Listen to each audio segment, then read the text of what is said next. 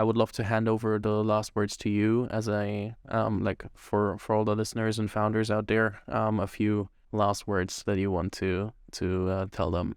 Yeah, I mean, just like to riff off what you were saying about like the founder can't do the whole thing himself. The founder can't do anything by themselves, right? Like, I think everything I've ever worked on, I've been like co-founder of. Like you work with other people to make things together, and that's just how it works, right? Like I think that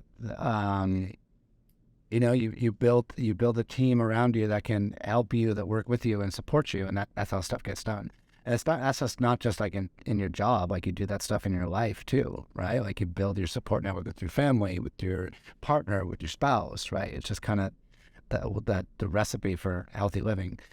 Hey, the last thing I would tell people is like, if I have any regret about anything, it's like, I used to think of my career as like a serial path, right? In terms of like, I'm going to do this job, and then I'm going to do this job, and then Foursquare is going to be over, and then I'm going to get married, and then I'm going to have kids. And I never thought of like all these things happen at once. And I feel like like I wasn't open to like, oh, like maybe I'd be a better job as a CEO if I had a life partner. Maybe I'd do a better job with other things, prioritizing time. Like we had kids at the same time or other obligations. I always thought like you do one thing, then it ends, and then you do the next thing, then it ends, and you do the next thing, and it ends. And that's just, I think that's wrong, right?